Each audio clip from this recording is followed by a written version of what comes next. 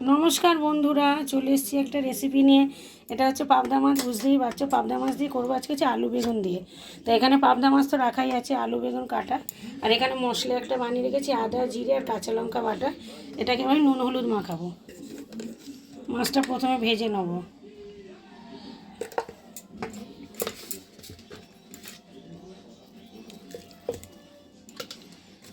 আর একটু দিলাম কাঁচা সর্ষের তেল, মাছগুলো খুব ফাটে তো আঁশ ছাড়া। এটা দিয়ে আমি মাখবো।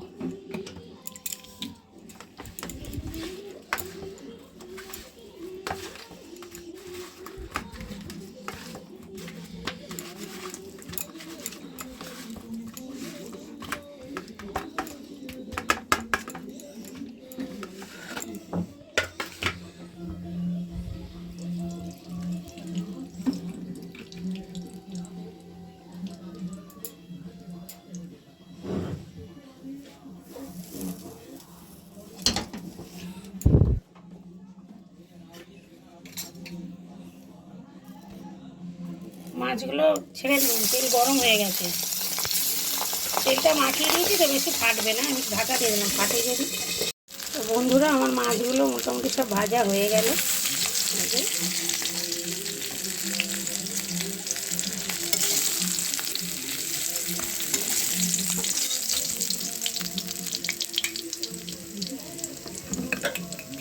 কড়াতে আর একটু দিয়ে দেবো সর্ষের তেল।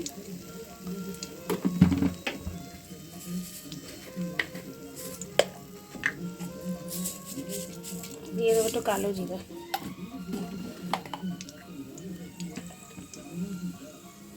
এই যে মাছগুলো আমার পুরো এখানে ভাজা।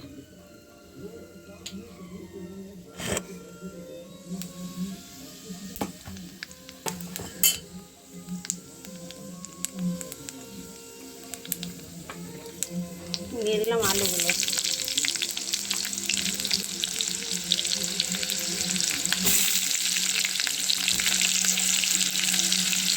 দিয়ে দিলাম পেঁয়াজ।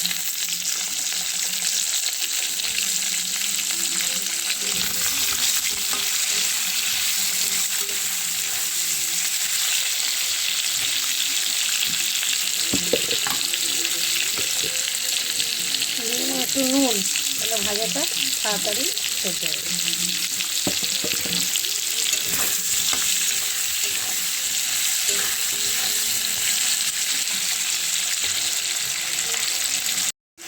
বন্ধুরা, আলুটা মোটামুটি আমার ভাজা একটু হয়ে গেছে।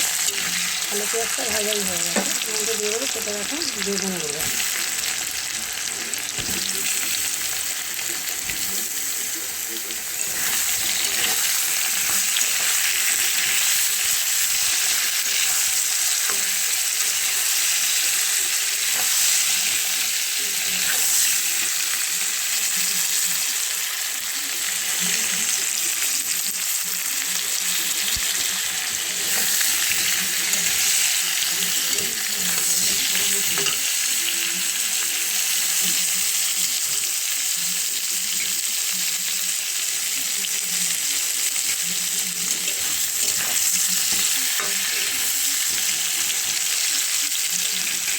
এবার আমি মশলাটা যে করে রেখেছিলাম সেটা দিয়ে দেবো।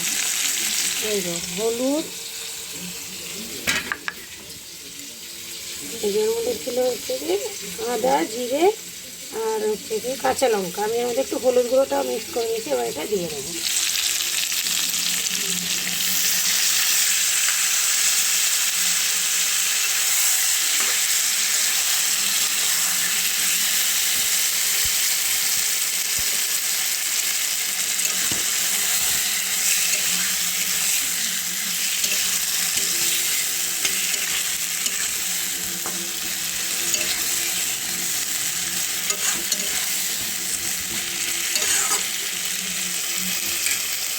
পাবদা মাছের বেগুন দিয়ে রান্নাটা খুব ভালো হয়।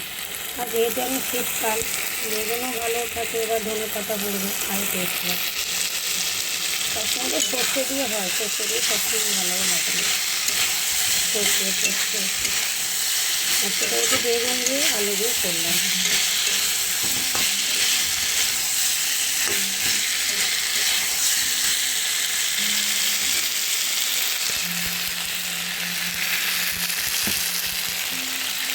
আমাদের তরকারি হয়ে গেছে, এবার দিয়ে দিলাম জল।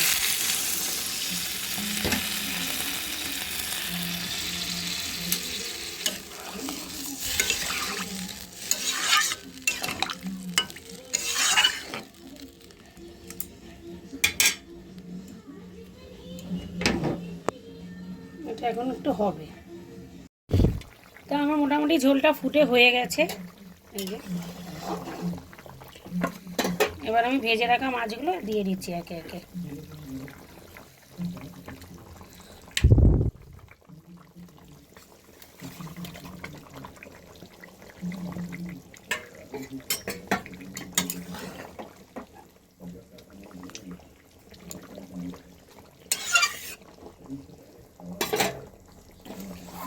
আর এখানে ধনে পাতা আমি কুচিয়ে আর ধুয়ে রেখেছিলাম, ধনে পাতা দিয়ে দিলাম।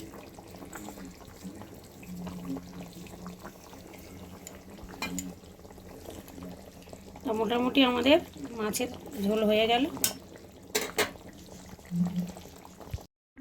তো বন্ধুরা আমার ঝোলটা মোটামুটি এই যে হয়ে গেছে। লাস্টে একটু ধনে পাতা দিয়েছিলাম, ধনে পাতা দিয়ে ফুটে হয়ে গেছে। এই যে কীরকম হলো অবশ্যই কিন্তু আমাদের জানাবে, আর কে কীরকমভাবে করো। সর্ষে দিয়েও করি, এইভাবেও করি। তবে সর্ষে দিয়েটাই তো আমার সাথে শেয়ার করেছি, এটা আজকে করলাম বলে তোমার সঙ্গে এটাও শেয়ার করলাম। আজকে আমাদের রেসিপিটা এই অবধি, এখানে আমি শেষ করছি। দেখা হবে পরের ভিডিও।